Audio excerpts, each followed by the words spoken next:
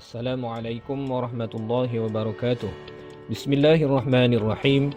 Kami, pelajar PBJJ Bangi, bagi memenuhi tugasan pelajaran persoalan fiqh semasa PPPG 3283 akan membentangkan poster bertajuk penggunaan sel stem dalam perubatan.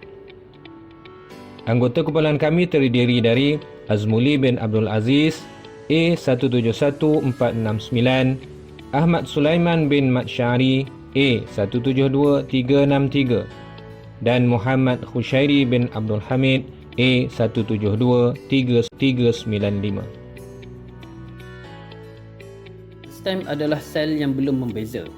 Fungsinya berlainan daripada sel-sel khusus di dalam badan manusia seperti sel saraf, sel otot dan sel darah. Sel stem berkeupayaan merubah bentuk kepada pelbagai jenis sel dan tisu, dan ini berfungsi sebagai sistem pemulihan dalaman semasa pertumbuhan awal dan di sepanjang hayat. Apabila sel stem membahagi, ia berpotensi membeza kepada sel yang fungsinya lebih khusus seperti sel darah merah atau sel saraf. Secara ringkasnya, sel stem boleh membina tisu bila dan di mana diperlukan dalam badan manusia. Sel stem terbahagi kepada dua kategori. Yang pertama, sel stem embryonik manusia, dan yang kedua, sel stem dewasa. Sel stem embryonik manusia terhasil daripada embrio yang telah disenyawakan dan mempunyai potensi penuh untuk membentuk kesemua jenis sel-sel dalam badan manusia. Dengan adanya sel stem embryonik ini, kesemua organ-organ di dalam badan kita mampu dibina hinggalah jasad lengkap terhasil ketika berada dalam kandungan. Embrio dibekalkan oleh klinik rawatan kesuburan dengan persetujuan penderma. Ia juga boleh diperolehi melalui teknologi pengklonan. Untuk yang kedua, sel stem dewasa merupakan sel stem yang berdiami lokasi-lokasi tertentu di dalam badan kita seperti kulit, usus dan sebagainya. Berbeza dengan sel stem embryonik, sel stem dewasa ini mempunyai potensi terhad dan hanya mampu menjana sel-sel yang tertentu sahaja bergantung kepada lokasi, iaitu spatial dan juga masa temporal. Sebagai contoh, sel stem yang ada pada sumsum tulang hanya mampu menjadi sel-sel darah sahaja. Faedah menggunakan sel stem dalam perubatan, iaitu ia dapat membaiki dan menggantikan tisu yang rosak atau berpenyakit seperti jantung, Alzheimer, Parkinson, saraf tunjang, strok, kegagalan hati, fibrosis paru-paru dan sebagainya. Pembinaan semula imun, iaitu rawatan tulang belakang, saraf, diabetes, dapat merawat penyakit berkaitan darah, sickle cell anemia, thalassemia, leukemia dan sebagainya. Baiki luka tisu lembut, rawat luka kulit, penyakit permukaan mata, kecacatan epitelium hasil insulin untuk diabetes, dan juga ini dapat merawat penyakit berkaitan mata. Hukum menggunakan sistem dalam rawatan terapeutik dan penyelidikan. Hukum menggunakan sistem tidak diperbincangkan dalam kitab-kitab lampau. Namun, para ulama menyatakan hukumnya adalah harus berdasarkan dalil Al-Quran dan hadis yang menganjurkan manusia untuk berubat. Di dalam surah Al-Baqarah ayat 185 yang bermaksud Allah menghendaki kemudahan bagimu dan Dia tidak menghendaki kamu menangguh kesukaran.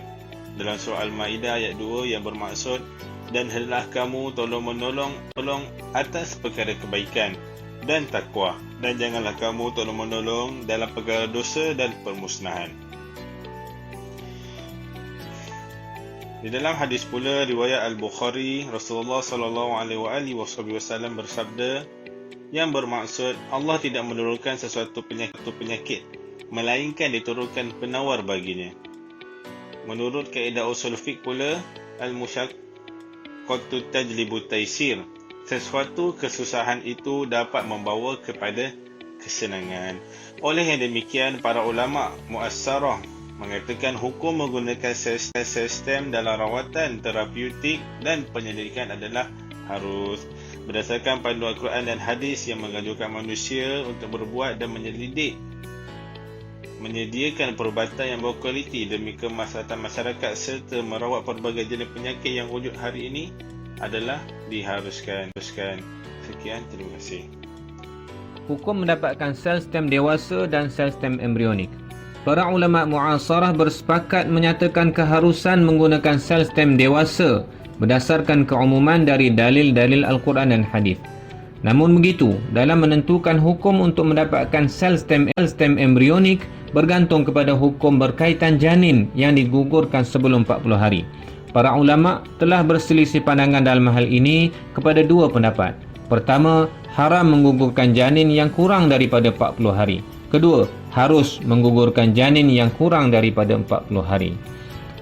Imam Al-Ghazali beserta para ulama yang menghukumkan haram menggugurkan janin yang kurang daripada 40 hari bagi mendapatkan sel stem untuk tujuan perubatan dan penyelidikan kerana ia bersalahan dengan akhlak Islam, adab dan kemuliaan janin itu sendiri. Tambahan pula, perbuatan tersebut bukanlah satu-satunya cara untuk memperoleh sel stem. Bahkan, ia boleh diperolehi dengan cara lain yang lebih mesra dan selamat, seperti mengambil janin yang gugur secara spontan atau janin yang digugurkan atas nasihat doktor dan sebab-sebabnya yang dibenarkan oleh syarak. Imam Kamal Ibnu Al-Humam, Al-Qalyubi, Al-Lakhmi beserta para ulama yang menghukumkan harus untuk menggugurkan janin sebelum usia 40 hari adalah kerana ketika itu belum nampak rupa kejadiannya dan ia belum ditiupkan roh. Oleh itu, diharuskan untuk menggugurkan janin untuk masalah tertentu seperti penyelidikan dan perubatan. Fatwa Mu'asarah Darul Ifta Al-Misriyah, Majma' Fiqh Al-Islami beserta keputusan Jawatan Kuasa Muzakarah Fatwa Kebangsaan Malaysia ke-51 menyatakan harus mendapatkan sel stem dengan syarat mendapat keizinan penderma, ibu bapa atau walinya. Janin yang gugur dengan sebab-sebab yang dibenarkan syarak dan berusia sebelum 40 hari, tidak melalui persenyawaan sperma lelaki dan ovum perempuan yang tidak berkahwin, hanya bagi tujuan perubatan dan kaji selidik, serta tidak membawa sebarang kemudaratan. Sekian, Assalamualaikum warahmatullahi wabarakatuh.